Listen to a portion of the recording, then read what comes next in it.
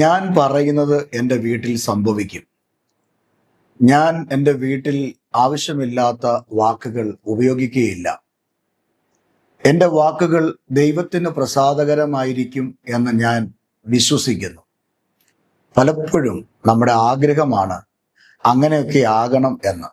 എന്നാൽ നമ്മുടെ ജീവിതയാത്രയിലെ പരിവരുത്ത അനുഭവങ്ങൾ കൊണ്ട് വേദനകളും നിരാശകളും കഷ്ടങ്ങളും നമ്മുടെ ജീവിതത്തിൽ തിരമാലയ്ക്ക് തുല്യമായി വീശിയടിക്കുമ്പോൾ നമ്മൾ പറയേണ്ട വാക്കുകളല്ല നമ്മുടെ ജീവിതത്തിൽ, നമ്മുടെ വീട്ടിൽ നമ്മൾ പറയുന്നത്.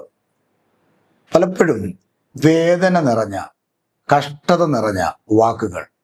ഞാൻ നശിക്കും, നന്നാകില്ല, ഗതി പിടിക്കില്ല, എൻ്റെ കൊച്ചുങ്ങൾക്ക് ഒരു വഴി തുറക്കില്ല, ഇവിടം കൊണ്ട് ഞങ്ങൾ അവസാനിക്കും, ഞങ്ങളെ സ്നേഹിക്കാൻ ആരുമില്ല, അറിയാൻ ആരുമില്ല എന്ന ചിന്തയിൽ ഒട്ടനവധി പ്രിയപ്പെട്ടവർ തങ്ങളെ തന്നെ നശിപ്പിക്കുന്ന, തങ്ങളുടെ ഭവനത്തെ ഉയർച്ചയിലേക്ക് വരാൻ തങ്ങൾ തന്നെ അനുവദിക്കാതെ പരാജയത്തിലേക്ക് തള്ളിയിടുന്ന സാഹചര്യങ്ങളിൽ കൂടെ കടന്നു പോകുന്നത് കാണാൻ കഴിയുന്നുണ്ട്. എന്നാൽ ഇന്നത്തെ രാവിലെ സന്ദേശം നിങ്ങളോട് പറയുന്നത്, നമ്മുടെ വീട്ടിൽ നമ്മൾ പറഞ്ഞുകൂടാൻ പാടില്ലാത്ത ചില കാര്യങ്ങളാണ്. എന്തുകൊണ്ട് ഇന്ന് അങ്ങനെ ചിന്തിക്കുന്നു? പലപ്പോഴും ഞാനും നിങ്ങളും തിരിച്ചറിയാത്ത ഒരു കാര്യമുണ്ട്. എന്താണെന്നറിയാമോ? ജീവിതത്തിൽ നമ്മുടെ മൈൻഡിനകത്ത് വരുന്ന വാക്കുകളും ചിന്തകളും പലപ്പോഴും നമ്മുടെ അനുഗ്രഹത്തെ തടയുന്നു എന്നുള്ളതാണ്.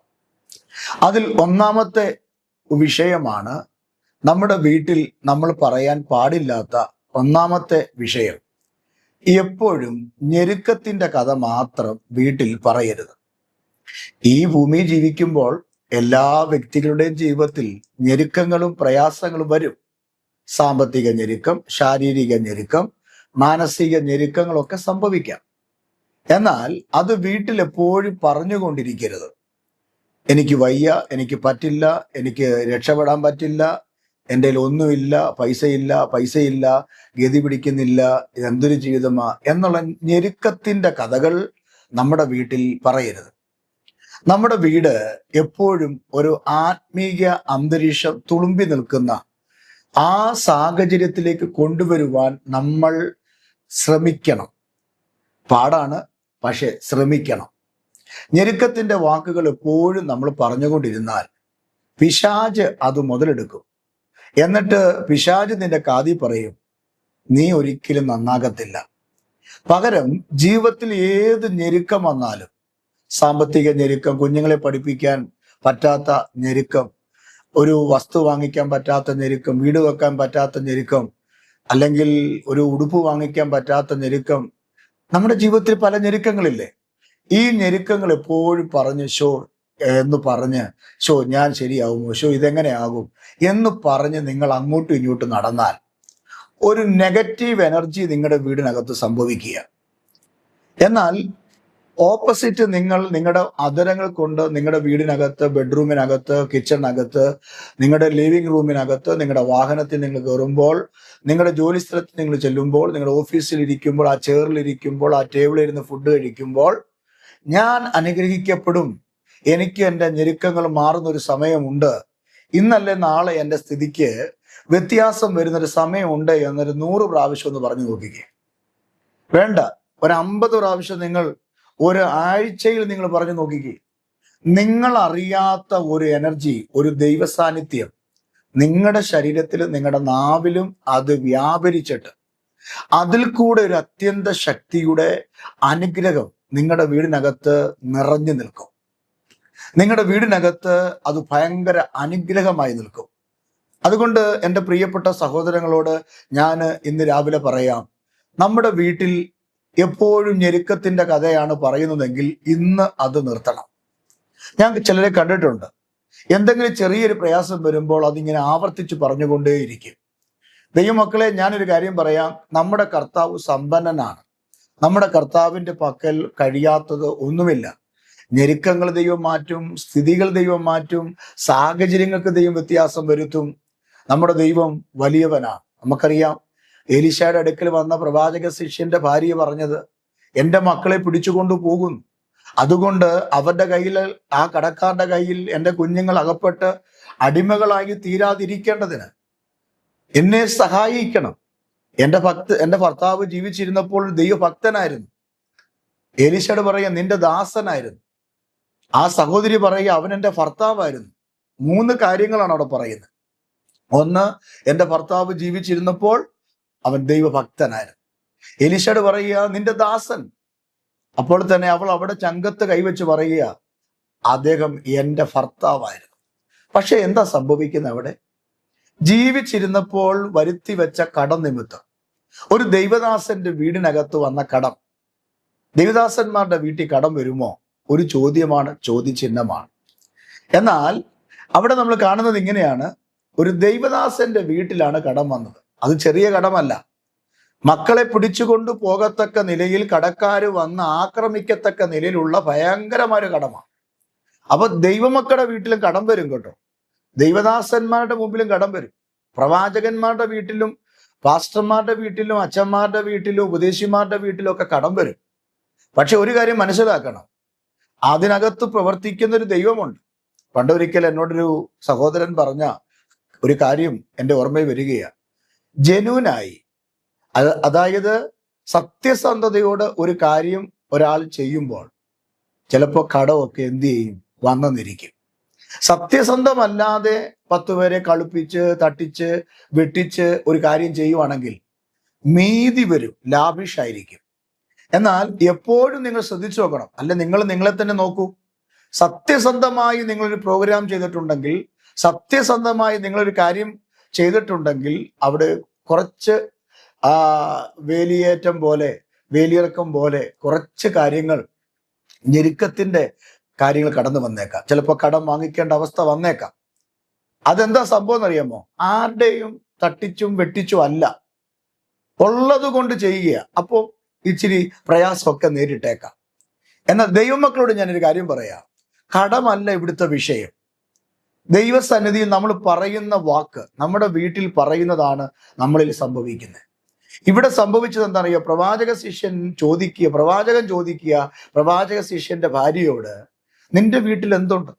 എൻ്റെ വീട്ടിൽ അവൾ പറഞ്ഞത് 1 തുരുത്തി എണ്ണ മാത്രം. അവിടെ വാക്കിന്റെ മുമ്പിൽ ദൈവ പദ്ധതി വെളിപ്പെടുകയാണ്.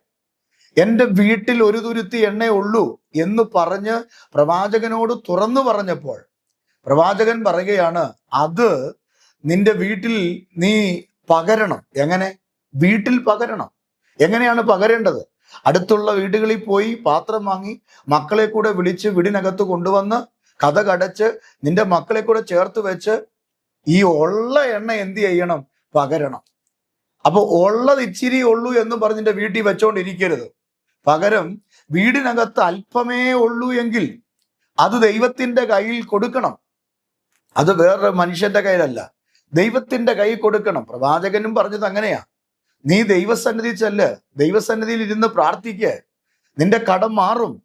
നീ ഉള്ളത് പകര്. ഇന്ന് രാവിലെ എൻ്റെ പ്രിയപ്പെട്ടോട് ഞാൻ പറയാം, അല്പമേ നിങ്ങളുടെ വീട്ടിൽ കാണൂ.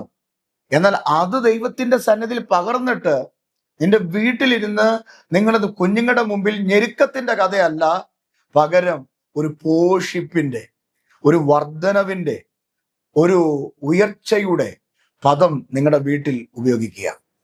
അപ്പോ നിങ്ങളുടെ വീട്ടിൽ ഞെരുക്കം കാണും, പ്രയാസം കാണും, ബുദ്ധിമുട്ട് കാണും. പക്ഷെ അതിൻ്റെ മുമ്പിൽ പതറിപ്പോകാതെ നിങ്ങൾ നെഗറ്റീവായിട്ടല്ല, പോസിറ്റീവായി നിങ്ങൾ പറയണം, ഈ ശൂന്യത മാറും, ഈ ദാരിദ്ര്യം മാറും, എൻ്റെ ദൈവം എന്നെ അനുഗ്രഹിക്കും. അപ്പോൾ ഒന്ന്, നമ്മുടെ വീടിനകത്ത് ഒരു ഉയർച്ച ഉണ്ടാകണമെങ്കിൽ നമ്മുടെ വീട്ടിൽ പിറുപിറുക്കരുത്, പരാജയത്തിന്റെ കഥ പറയരുത്, ഇല്ലായ്മ പറഞ്ഞുകൊണ്ട് ഇരിക്കരുത്. 2, നമ്മുടെ വീടിനകത്തിരുന്ന് മറ്റുള്ളവരുടെ കുറ്റം പറയരുത്. നമ്മുടെ വീടിനകത്തിരുന്ന് എന്ത് ചെയ്യരുത്? മറ്റുള്ളവരുടെ കുറ്റം പറയരുത്. ദൈവമക്കളുടെ കുറ്റം പറയരുത്, ദൈവദാസന്മാരുടെ കുറ്റം പറയരുത്. ആമേൻ. അതേപോലെ തന്നെ നാട്ടുകാരുടെ കുറ്റം, അയൽവക്കക്കാരുടെ കുറ്റം, ഓഫീസിൽ ജോലി ചെയ്യുന്നവരുടെ കുറ്റം നമ്മുടെ വീട്ടിൽ പറയരുത്. പറഞ്ഞാൽ അതിൻ്റെ പരിണിത ഫലം എന്താ ചോദിച്ചാൽ, ഇത് കേട്ടു വളരുന്ന നിന്റെ കുഞ്ഞ് നാളെ ആ ആയുധം തന്നെ എടുക്കും. നിങ്ങൾ ഇന്ന് എന്ത് നിങ്ങളുടെ വീട്ടിൽ എടുക്കുന്ന ആക്ഷൻ നാളെ നിങ്ങളുടെ മക്കളും ആ ആക്ഷൻ എടുക്കും. അതുകൊണ്ട് വീടിനകത്ത് ഒരു അഭിവൃദ്ധിയും നന്മയും ഉണ്ടാകണമെങ്കിൽ വീടിനകത്ത് മറ്റൊരു മനുഷ്യന്റെയും കുറ്റം പറയരുത്. വിശേഷാൽ മക്കളുടെ മുമ്പിൽ വെച്ച് പറയരുത്. മക്കളുടെ മുമ്പിൽ വെച്ച് മാത്രമല്ല, മറ്റൊരാളുടെ കുറവും ബലഹീനതയും വീട്ടിൽ ചർച്ച ചെയ്താൽ നിങ്ങളുടെ വീടിനകത്തുള്ള അനുഗ്രഹം നഷ്ടപ്പെടും. കാരണം വീടിനെ നിറയ്ക്കുന്നൊരു ദൈവമുണ്ട്. അപ്പോസ്തല പ്രവൃത്തിക്കകത്ത് 2-ാം അധ്യായം അതിന്റെ 2-ാമത്തെ വാക്യത്തിൽ വീട് മുഴുവനും നിറഞ്ഞു എന്ന. എന്താണ് വീട് മുഴുവനും നിറഞ്ഞത്? പരിശുദ്ധാത്മാവ്. അപ്പൊ നമ്മുടെ വീട്ടിൽ എന്തോ ഉണ്ട്? പരിശുദ്ധാത്മാവുണ്ട്. പരിശുദ്ധാത്മാവ് നിറഞ്ഞിരിക്കുന്ന വീട്ടിൽ പരിശുദ്ധമായത് മാത്രമേ സംസാരിക്കാവൂ, പരിശുദ്ധമായത് മാത്രമേ ചെയ്യാവൂ, ഇടപെടാവൂ. അതുകൊണ്ട് ഒരു ദൈവ പൈതലായ ഞാനും നിങ്ങളും നമ്മുടെ വീട്ടിൽ ഒരിക്കലും പറയണ്ടാത്ത കാര്യമാണ് ഞാൻ നിങ്ങളോട് പറയുന്നത്. ഞാൻ പറയുന്നത് മാത്രം എൻ്റെ വീട്ടിൽ സംഭവിക്കും.